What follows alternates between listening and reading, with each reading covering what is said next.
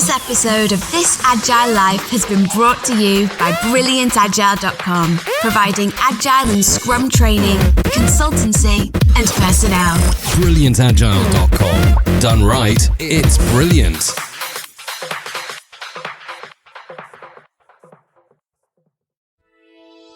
Released on Sunday, December 28th, 2014. This Agile Life, episode 69. Wookiees and cookies.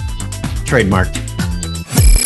The software industry transforms more and more every day. Agile methods are quickly replacing traditional ones. The question is, are you agile enough? This podcast is devoted to agile and lean software development. Time to welcome your agile coaches on This Agile Life. Hello, everyone, and welcome to... Try again. Sorry, I wasn't ready. Oh, my Amos, You I'm jerk. going to talk for 30 seconds. You could just listen. Gee. I wasn't ready. We should make I'm this sorry. the start of the show, Amos. I think this is the start of the show. I don't think there are no do-overs here. This is This Agile Life, okay? And This is live. Yes, this is This Agile Life live, so... Oh, Start over. Craig, don't be a hater. Okay, we're fine. I think it should be the start of the show. Well, Just saying. we messed it all up because we stopped. So we're just going to do it again, and whatever happens, happens this time. Okay, how about that? Don't be a jerk, Amos. Go. You got to trill it next time. Hello, everyone, and happy holidays. Welcome to This Agile Life.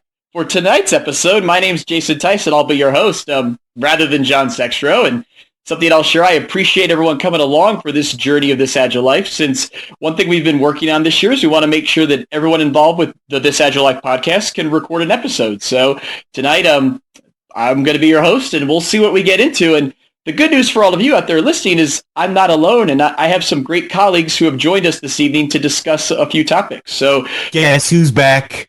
Back again. yes. Who could that be? Can anyone guess? I think it's Santa.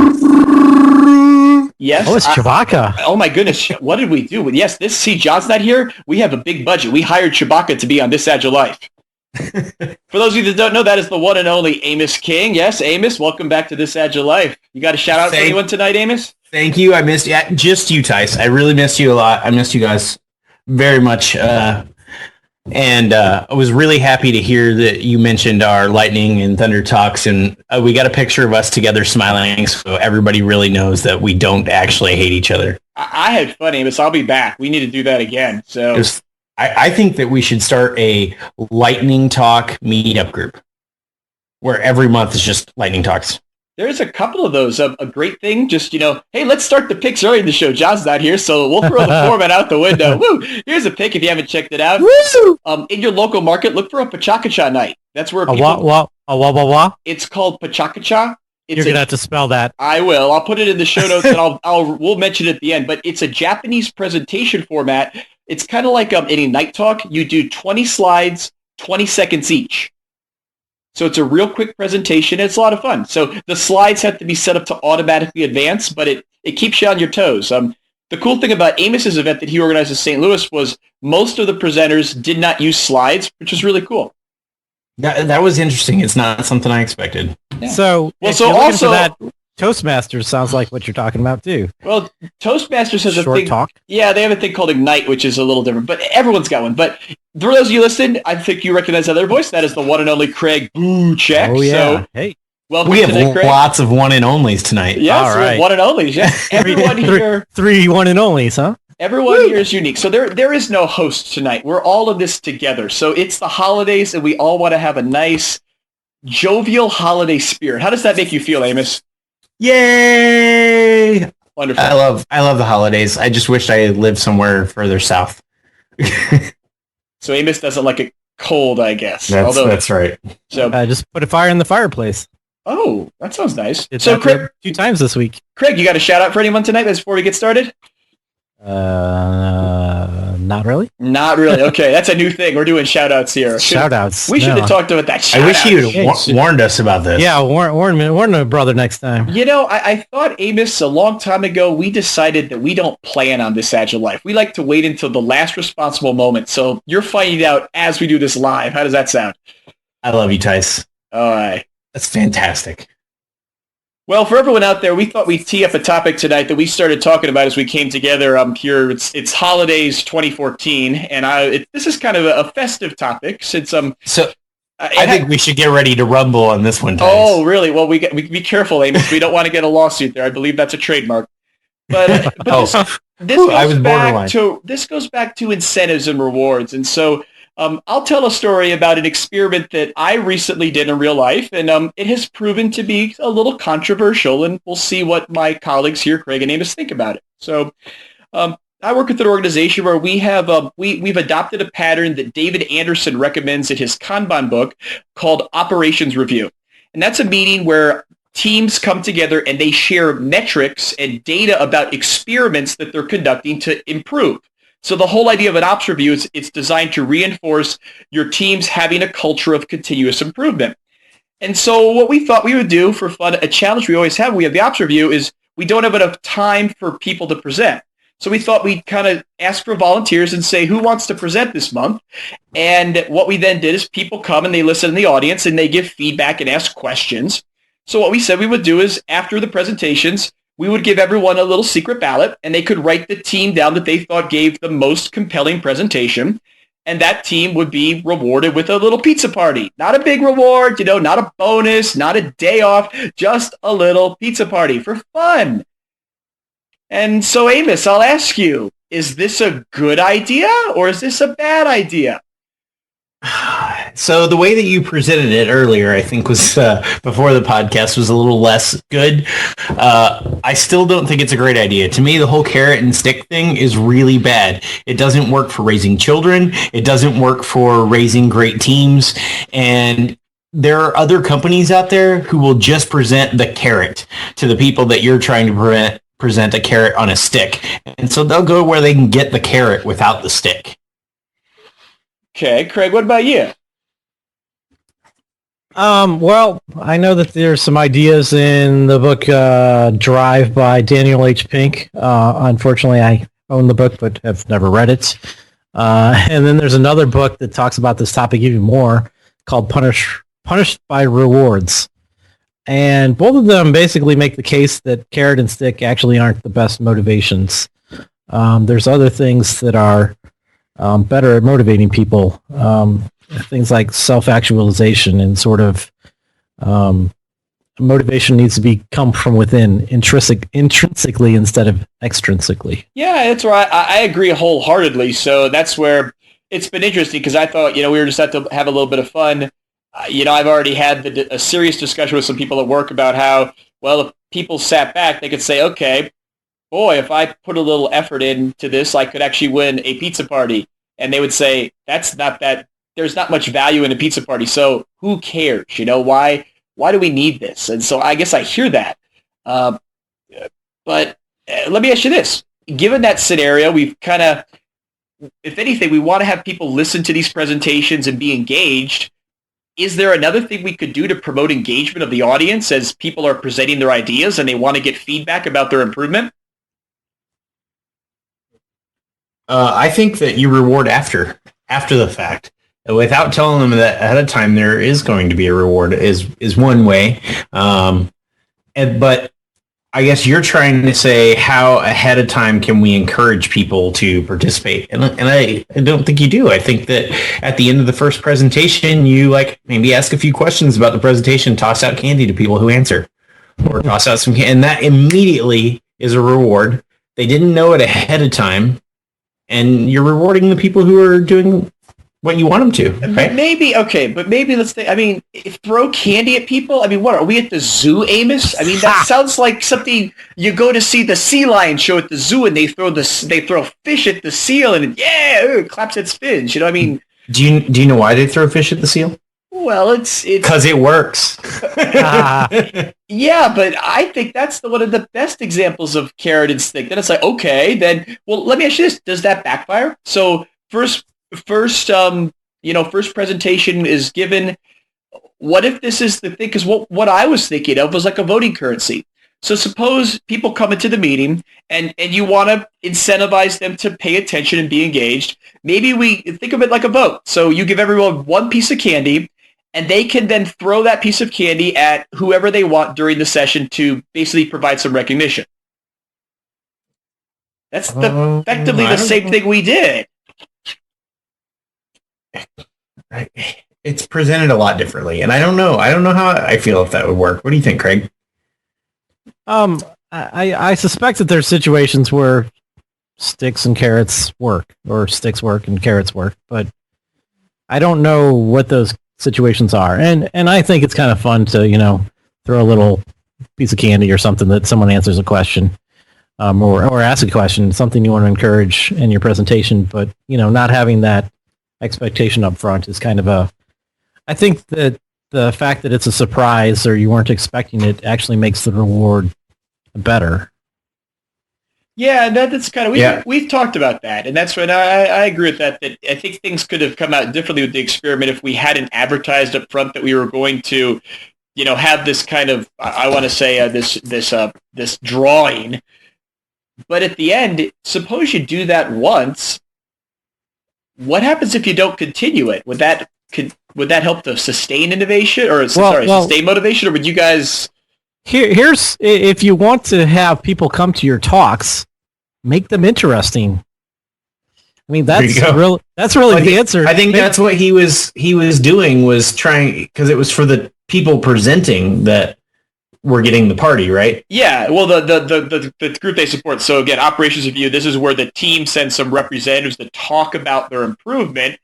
And again, our criteria was the group that gave the most compelling presentation. The people in the audience could determine whatever compelling was. Specific things we wanted to avoid was where, say, leadership or management would, say, oh, I think this one's the best. Because, we don't want to have that. We want to really get people empowered to challenge their peers about improvement. And so we want to do something to get people to find, to pay attention and maybe ask some questions. So at the end of the session, they could decide which one they thought was the most compelling. So once upon a time, I worked at a company who did something very similar to this. They had all the teams give presentations at a company-wide meeting, and they gave that team some money that they could spend on something in their team area, right?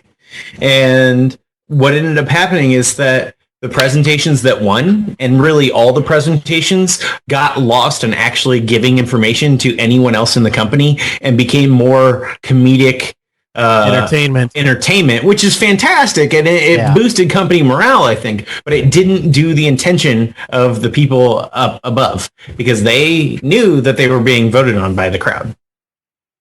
Well, it's interesting because this experiment actually did have, it is because we didn't have a lot of presentations. We actually only had 3, so it wasn't like you had to listen to a lot. So I think what we're getting to, there's about 5 variables here that I'm kind of just took some notes on. And that is that, it's like, what is our goal? So do we want to have people engaged? I think, Amos, your scenario, again, that demonstrates that if you're putting a program or a meeting together, there is a point where you might have too much information and it gets overwhelming. Oh, no, they had no information. It was just every presentation was, how funny can we make this? Well, but that's where I think that, again, what was the vision of the event? I think that it sounds like that wasn't really... I mean, this was an operations review, and so, again, we can thank David Anderson. It has a very defined meaning for what an operations review is supposed to be. It should be talking about what you're trying to improve, how you're measuring it, and it's intended to be a dialogue where other people who are familiar with what you're doing can give you feedback, and if anything, they can challenge you, like, hey, have you thought about this? Do you have a metric for this? And, oh, that's a great idea. I'll put that in and I'll present that in the next session, so it's designed to be that type of interaction. So it sounds different from that other scenario you were describing. Well, and I don't know. I guess it can be different, but I've also seen companies offer other rewards to people for if you meet this deadline or you hit this milestone, then we'll give you a day off, or we'll give you $100 cash, or we'll do this, or we'll do that. And again, I've watched that happens, and immediately they have people that start quitting. Okay. Because they go to other companies that will just offer the carrot without the stick. And I've watched it destroy team morale because they're like, look, we're already working as hard as we can. And they're saying, hey, work a little harder and we'll give you something for it. I'm sorry. Your scenario is slightly different, but I think that you're borderlining on that same thing. I do not detest that. And even when we came up having, when the whole idea came up having, Red Dang a Pig's book, I was kind of like, yeah. But then again, it's just for fun. So I don't know, Craig, what you got any final thoughts on this weird topic we've been talking about here? I do like the idea of your peers voting and being a part of that, and hopefully it'd be even better if it was a consensus, selection. But yeah, there can be downsides to that, and unintended consequences is probably the biggest issue. Well, let me ask you guys this: you're both people out there working on teams, working in an organization. What if we just did the voting and we gave away really the incentive becomes recognition amongst your peers, which actually, in full transparency, we did. We actually published proceedings from the operations review, which is part of David Anderson's techniques. So everyone knows what happened, and we even published the results of the voting so people understand who kind of won and had the most compelling presentation. So I think anytime that you go to give a presentation to your peers, that should be the compelling reason, is you're getting recognition from your peers. Yeah. So I would be much happier if I went up there and I gave a presentation and you said, hey, miss, great, everybody voted for you and you got a pizza party. I'd be like, oh, that's kind of cool. But if someone that I was presenting to, like if it's a group of 20 people and one of them walked up to me afterwards and said, that was awesome, you did great, hey, this one point really impacted my life, I would be way happier than any carrot and stick thing. I think that as you do that carrot and stick thing and you let that crowd vote, they feel like, oh, my vote will tell them that I appreciated their thing. So now I don't go talk to that person and give them my appreciation. So they lost out on a bigger thing that could help their ego, for lack of a better word, and push them further even next time.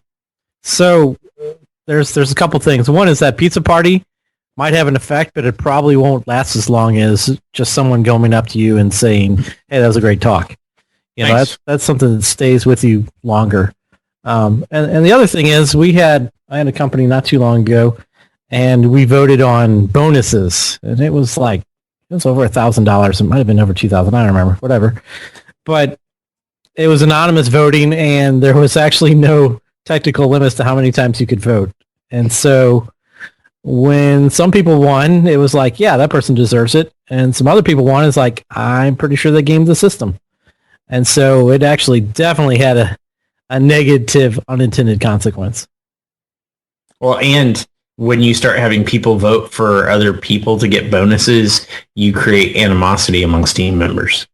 Well, yeah, that's what, thinking someone didn't deserve something is creating animosity for sure. Well, right. Or even if you think they deserved it, but you think that you deserved it too, and maybe you didn't get it. Mm-hmm, mm-hmm. So maybe I should have been in that top 3 and I wasn't. I'm just as good as they are. But right. Craig, what you're talking about is interesting to many. So was this an organization that truly had what they call transparent salaries? Where? No. Okay. I don't think so.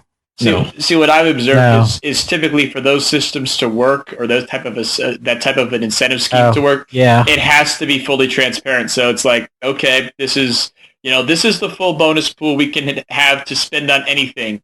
Take home pay, take home bonus, upgrades around the office, anything like that. And if you have to be fully transparent for it to work, otherwise people start assuming that there's some secret negotiations in the back room. So what's my way forward here? I like, as I mentioned, this is a live experiment we're doing. Gotten some interesting reviews. Actually, I had some people told me they liked the pizza party, but they're people that maybe don't know all the science behind what Daniel Pink studied when he wrote Drive. So is it something that, I mean, what's a recommendation you guys can give me?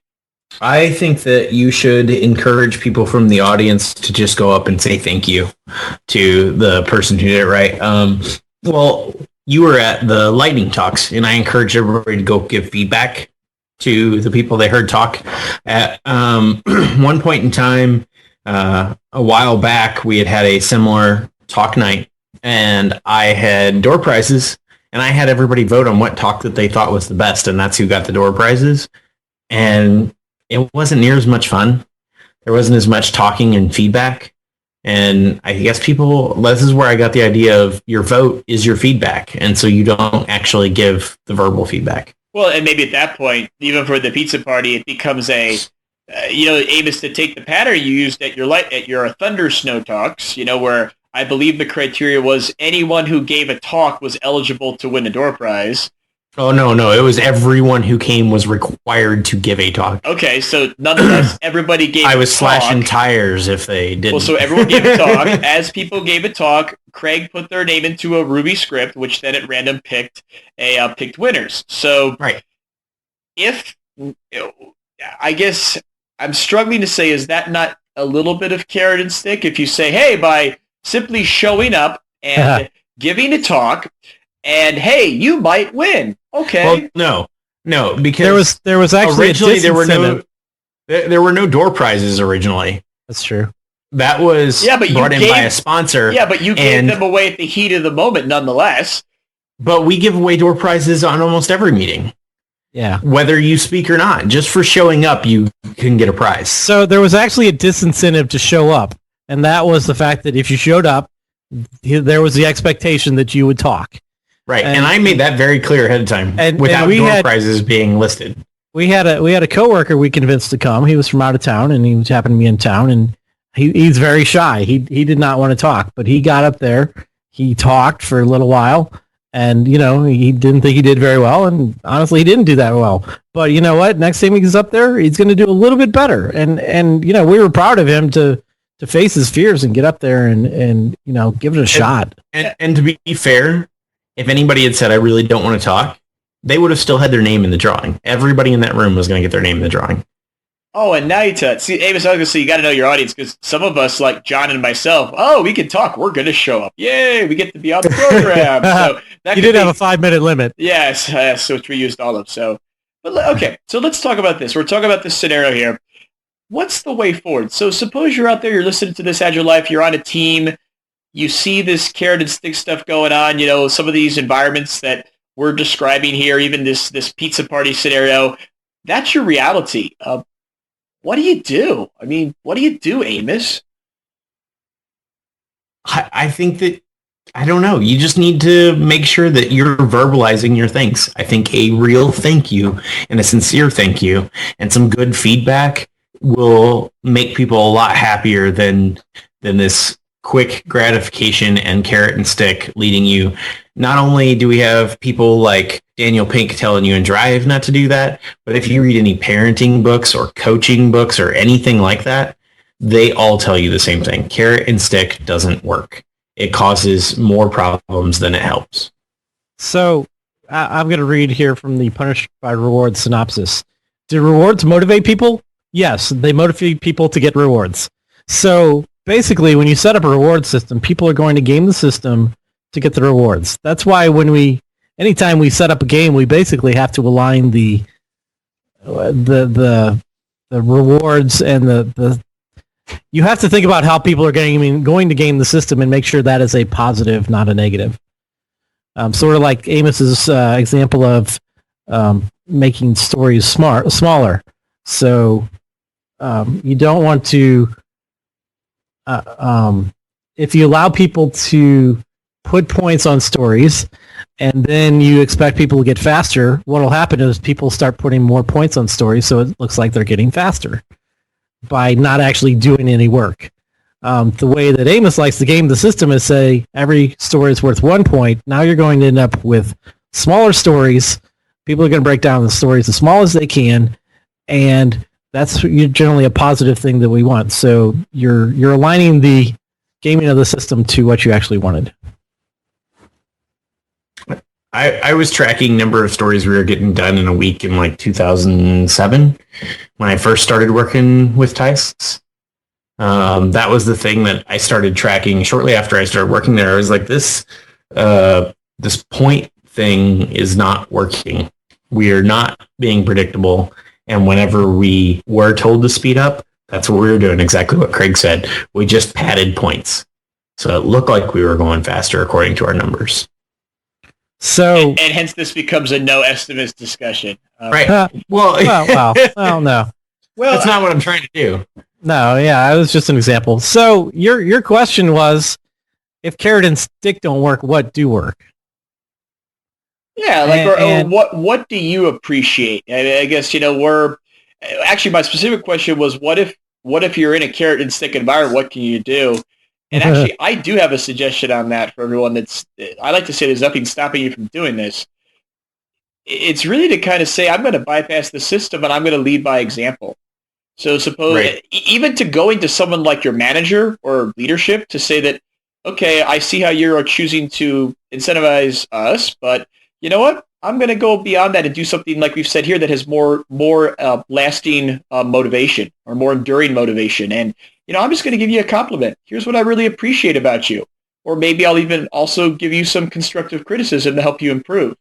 And Amos, just like you said before, I think that's enduring. And so those things don't cost anything. So in my opinion, there's nothing to stop anyone out there from doing that to anyone they work with, be it a peer or even be it a manager or supervisor. And really, I think I can't see anything good that would not come from that, because you're basically giving someone a compliment or you're giving someone a way that they can improve. And those are things that people should be appreciative for. And you should probably try to give one of each of those. Sure. Or what is it, the Oreo cookie method? I think that's what my wife calls it. You give a compliment, then you give a constructive criticism, and then you give another compliment. Do you know why that is? You give the compliment. You give the compliment first, so they start listening, and you give the compliment last, so that their memory of the situation is a positive one. There you go.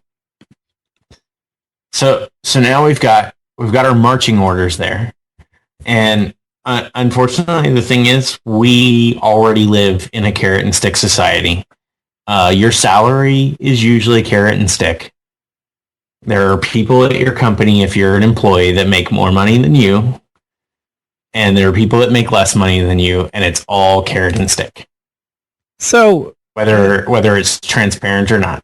Yeah, salary is probably one of the more positive carrots, though. Although, they do say to a point, there's a certain point where your salary doesn't matter in happiness statistics. In fact, they say education is more important to your happiness than your salary. Well, and if everybody at work is complimenting you on the work that you do every day and giving you constructive feedback, you're probably more likely to stay longer, even at a slightly lower salary. Well, true. Yeah, that's true. Definitely. Yeah, Amos, I want to hit that because that was in the Harvard Business Review last month, talking about the number one thing in organizations these days is doing things to promote engagement, and how doing things with regards to how you're running teams and projects to promote engagement keeps people motivated and focused more so than any other type of incentive or compensation scheme. So, all right. So drive, the synopsis is basically that motivation is driven by autonomy, mastery, and purpose. But those are intrinsic. So how do you trick people into intrinsic motivation? Or how do you get engagement? These are really hard things to get out of someone else. Well, yeah, you have. Or do you find people that are self-starters and self-motivated? Well, no. I mean, it starts with autonomy. You've got to give people enough autonomy for them to go and figure out what it is. And so, again, if you show up at a job and you're doing knowledge work, and you have to understand, we're talking here about things like software development, where the nature of work is what's called knowledge work versus task work. Your first step, your first day or your first week on the job should be, hey, here's the big problem we're trying to solve in this organization, this big team. Go figure out how you fit in, and then we'll roll it that way. Versus showing up and being told, here's the 8 things you need to go do. Mm-hmm. And because if you give that gets people engaged. You're like, oh, I'll figure this out. It's kind of cool. I'll do some more experiments. And a thing that I have said on here in the past, and I've told a lot of people this, is you can't use this all the time because it will lose its effectiveness. But when someone's really doing a great job and you see somebody like you've given them that autonomy and they've gone above and beyond, when you thank them, don't do it verbally. Don't do it in an email. Hand write a note and give it to them. And why would you do that for the lasting factor, Amos? I had a couple of people that I had handwritten notes to in the past, and one of them I found out had it in a frame in their office at home because it's the only time that they had been given like plaques and awards and stuff like that. But that handwritten note meant more to them than anything. I also met somebody's parents after I had handwritten a note for them. I just happened to run into them at the mall, and they were with their parents. This was not a kid. This is an adult whose parents just happened to be with him. And he introduced me to them, and they're like, oh, you're the one that wrote my son a note. Like, he told his parents that he got a handwritten note from a coworker that just said, great job. No, Amos, because it means a lot. Well, and Amos, I really like that. If anything, I think that's great practical advice from this episode. I'll ask. Let's have a confession here. Okay, a little full disclosure. So does anyone? I've never written Tice a handwritten note. If that's what you guys are asking. No. But that was thanks, Amos. Wow. No, I love you, Tice. See what you get if you work with Amos. You know, he talks about these. He talks a game. I don't know. No, he plays it in real life. But so, do any of you guys have a portfolio or shoebox? Anything that you actually keep for your career? Like where you kept, really. I'm going to use the term physical artifacts, you know, like not digital, not source code, you know, not stuff, but like where you've got like. I was in the military. I have like plaques and ribbons and medals and uniform. I have all kinds of things. Well, some of that. Is that what you're talking about? Yeah, well, military is interesting, and it would be interesting to talk to military and carrot and stick, but that's another episode. So let's not go there. And I would like to say again, my biggest thing that I ever got out of the military was not any of those plaques or ribbons or awards. It was, I got a note from my commander. Well, it's also, I think you also got a lot of personal defining experiences, Amos, that made you the great person that you are. So I wouldn't second guess that. Oh my gosh. I love you, Tice. Well, dude, it's a hard freaking job. So I'll be honest with you. So of course, thank you for your service. My artifacts would be my shelves full of books, and including a few that are training manuals that I wrote. But that's I do have a jacket from Asynchronous. Lots of things that I've learned. Well, and the books are sort of I don't know, talismans or totems for representing things that I've learned. Some people collect tattoos. Craig collects books. I guess Amos's suggestion is to, go ahead and write a note to someone who you have a compliment for, which I totally agree with. And actually, I was doing that earlier today, kind of wrapping up the year. I'll share. I think it's an opportunity for maybe all of us to improve, to say, why is it that the end of the calendar year triggers a lot of, and the holiday season triggers these types of behaviors that maybe if we take a step back and think about the big picture, the world would probably be a little bit better if we all could be more frequent with this type of behavior, not just wait till the end of the year or the holidays. But don't wait. Yeah. But my wife and I don't celebrate Valentine's Day. Wow. She'd rather me give her a box of chocolates on a random day than Valentine's Day. Not bad. Do it the day after. It's a lot cheaper. Oh, yeah, I like that. Craig's talking my language, but what I wanted to say is, if you've never kept I'll use the term a scrapbook. I've actually helped teams keep scrapbooks for long-running projects.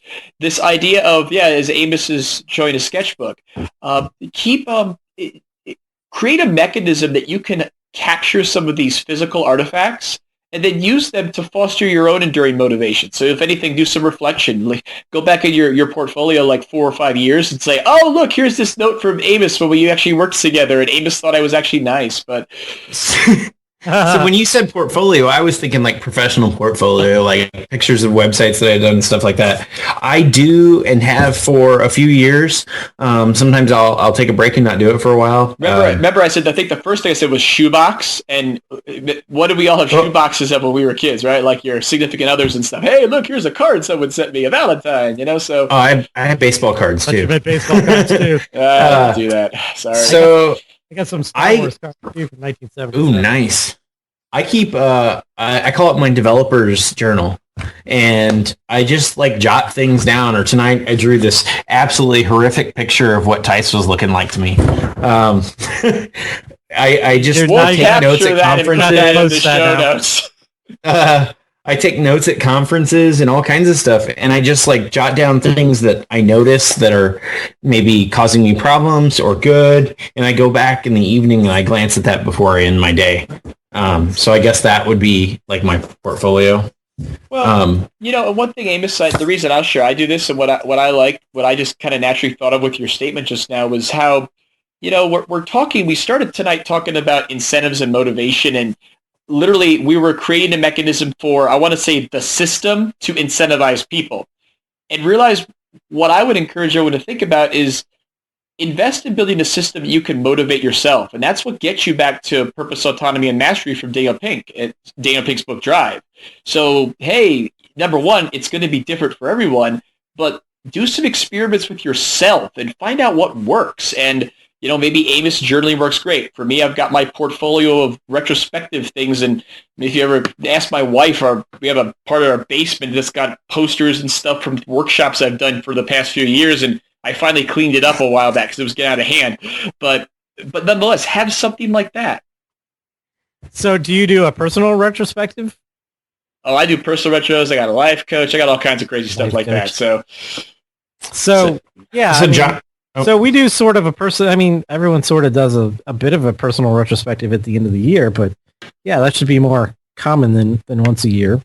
And then, we do a lot of goal setting with our New Year's resolutions, but yeah, you're right. Those things should be almost like a monthly thing or a more common thing for sure.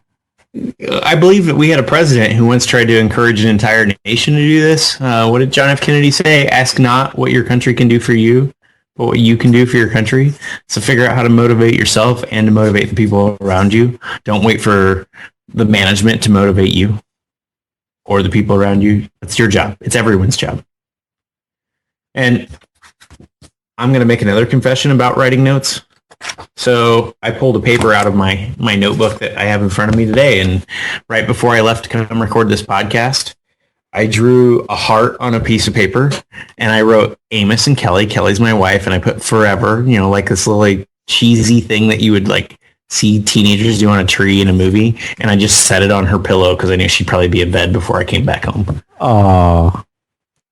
And like do things like that for your team. Maybe don't write like Craig and Amos forever, but at least not in a heart. She's probably gonna come home and say, "This Agile life, burn up, go away."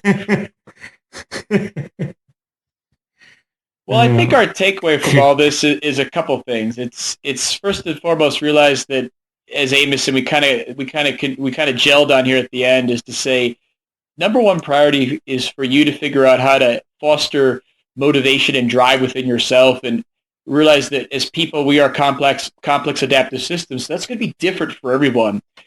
And, I think about giving compliments to other people, that whole Oreo cookie idea of, give a compliment, give some constructive criticism, and then give another compliment, to leave, as Craig said, to leave a positive impression. I mean, I think that's a great piece of advice, Craig. And as for me and the pizza party, we did communicate we were going to continue our experiment with it for another month, but I think we've actually set up a backdrop to maybe as we give that pizza party away to have a little poll or a discussion with the people involved and to, if they want to maybe change or maybe they want to do something different to give the pizza party away, more so than, having our little popular vote thing to see what people think and maybe just to draw some focus to this issue because a lot of people don't know this stuff. You guys got any other takeaways? No, I'd be afraid to write a cheesy note. Yeah, that's good. like Tice, if I was a circuit, you could turn me on. Maybe not quite that cheesy. Oh my goodness. Jeez. Circuit turn on. Oh my goodness. Well, I got one. I think that our listeners should tweet at us like the cheesiest line that you could give a programmer. Now, let me ask you, why is it always just a programmer? What? Why is it why can't it be a person on a team, Amos? What if you're the product owner? Well, I would never compliment a product owner. Oh, rude. I am so kidding. You know that. Come on, it's just a team member. So we need to go back and we don't do any editing here because that would take too much time. So I just can't think of say use your Men in Black brain eraser thing, or Amos probably has a cool sound effect. Forget what he just said. Give a compliment to another person you work with on your team. I just can't think of anything cheesy that I would say to a product owner. I can think of plenty of cheesy things to say to programmers. Well, let's try this. So since we're recording here, let's have some fun. So let's give some compliments to people we've worked with this year on This Agile Life. Should we do this to kind of close out 2014? So, that sounds fantastic to me. So who can we give some compliments to? Who else is involved? Do we need to brainstorm these, or we'll just shout them out? So I got one. Okay, go for it, Amos. John Sextro for keeping this thing going for so long. Yay. And always continuing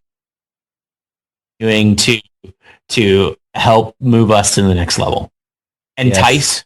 Tice for getting us to record live at a conference and then for us to do it again this year. Tice for his energy. Well, and Amos for his energy. I'm so tired right now.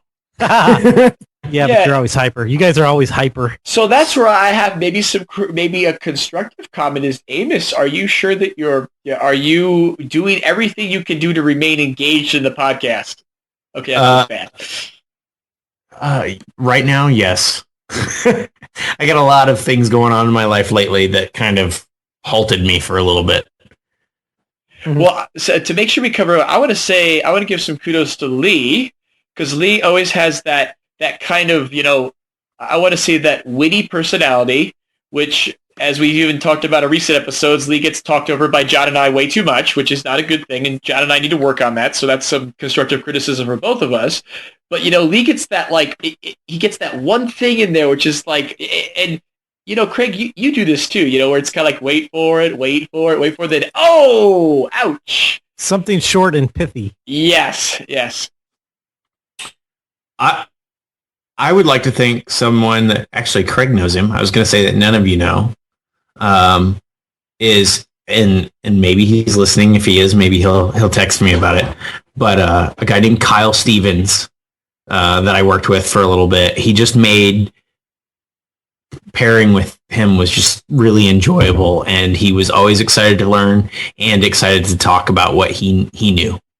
So it's interesting. I worked with Kyle for a year, and I met him on my first day. I was up in Boston. He was there, and we had lunch together, and he was really quiet and shy.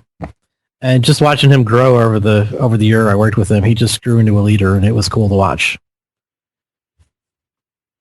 So involved with the podcast, someone I want to give some thanks to is our listeners, since without them, we wouldn't have a podcast. Well, we would have a podcast, but it's fun to know there are people actually listening to us. So thank you to you guys and gals. And I guess the only feedback that I could give you to help you improve would be, we would love, as we've said multiple times, to have more engagement with our listener community. So as we, put crazy things out on social media, feedback about episodes, feedback about comments in episodes, we would love to hear. Just, either, I know we have our Google Plus community, or go ahead and just even, shoot us a message on Twitter, and we'll follow up on that. So it would be great to have some more engagement and interaction with our audience going forward. So your feedback is we want more feedback. Now I have to call out a listener too for giving us lots of feedback this year. My feedback is I want more participation. It doesn't be feedback. It could be I don't know. I guess anything they give us is technically feedback. Is that what you're saying, Craig? Right, because we're a broadcast medium, so yeah, kind of. The only feedback that we don't want is disengagement or abandonment. How about that? I guess that is a form of feedback. Yes. I'm a big fan of speaking with your feet, but not until you've already spoken with your voice. Wow, I like that. But I want to call out one of our listeners because he's been very engaged. We actually ended up with him on an episode. He's sent me emails and given me feedback, and I know he's talked to some other people, some of the other hosts. Is Joe Barnes. Joe, happy holidays to you and your family, and thank you for all of your feedback and support. This week's hottest picks. Okay, so it's the holidays 2014. Time for our picks for the holidays. So who wants to go first? Volunteer. I'll go first. Okay, Amos, what you got this week? I just really don't want to wait for Tice's 45 picks. I know how he is with his picks. Amos' first pick is we should have a governance process for picks for next year. I'm kidding. My first thing I just want to say is John Sextra's pick from the last show, Serial. John, you've gotten me addicted, and it's killing me. I will listen to that show 30 seconds at a time. If I am like moving between rooms in my building, I'm listening to it. My second pick is Tessel.io. It's a Wi-Fi enabled microcontroller for $75 that runs Node.js. So it's kind of interesting. They've got a lot of hardware stuff in Node.js, and I know that Node is pretty popular, so I think a lot of people will find that interesting. And then just along with the theme of hardware is one of my favorite places online to buy hardware is adafruit.com. They have lots of ideas and things to get you started and a lot of ways to learn hardware if you don't. And the whole thing about hardware is I got a quote from Alan Kay. People who are really serious about software should make their own hardware, is what he said, and I kind of agree with him. It's been pretty cool the last few, let's say, 4 to 5 years. I've been doing quite a bit of hardware. Okay, Amos, those are great picks. Yeah. So, Craig, you and I need to decide who goes next. How should we do that? I'll go. I think you should do. Wait. I think you guys should play rock paper scissors. And I know that none of the listeners can see, so I can tell them what's going on. Okay, so now this has turned into holiday charades. Okay, so so we go 1, 2. Okay, so here we go. So 1, 2, 3. No, you do 1, 2, 3. Boom. Right. Not like geez. Okay, here we go. Amos, laugh. Ha ha ha. Okay. They both did paper at the same time, but it was like weird. Okay, so 1, 2, 3, boom. Shoot. Oh, 2 scissors. Scissors, 2 scissors. Okay, here we go. Man, 1, 2. We're not doing 2 out of 3. You guys take too long. Boom. Scissors and paper. Right. Craig has scissors. He owns Jason again. This is the most world exciting champion podcast rock paper scissors ever. player. Oh my goodness. Craig Buchek wins again with the upset. I have a game that I'm waiting for John and Amos to play together. It's a verbal game, so that will be on a future episode when John and Amos are both here. You'll love it. Hey, we should talk after this, Tice, because I have an Agile Games idea for you and I to present together. Oh, okay. Anyway, Craig, give us your picks. All right. My first pick is ThoughtWorks Technology Radar. So I think it's once a quarter they put out their Technology Radar. And it's kind of a cool idea. So they've actually got 4 different categories: techniques, platforms, tools, and languages and frameworks. And they kind of rank different things that are basically on their radar. You know, some new things that they're trying out, some things that they've decided they're going to adopt. Some things they're assessing, and some things that they've decided not to do or to hold on or not to move forward with. So it's a cool idea, and I'd also recommend trying to write your own. What's on your radar? If you're writing a blog, or if you're trying to start writing a blog, a good topic would be what are some things on your radar? What are you pro? What are you con? What are you looking forward to?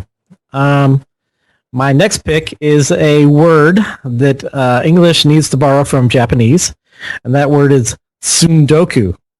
And it means buying books and not reading them, or letting unread books pile up. So I thought actually, this is where you had to get all the numbers in the little square. That's Sudoku. This is tsundoku. So We talked about the book Drive by Daniel Pink, and I bought that, but I probably have about 50 or 100 books ahead of it in the reading list. So I definitely have subscribed to the notion of Sundoku. And my third pick just came about while listening to some of the topics at the end of the show. It's an idea or a paradox called the ship of Theseus. And it's a thought experiment that says, if you've got a ship and you replace every board on that ship, is it still the same ship? And it's an interesting thought experiment. And I saw a great solution this past week or two. And the answer is a system is itself, even with substitutions of all its elements, because of the interconnections in the purpose. And I thought that was an excellent answer to solve the ship of Theseus.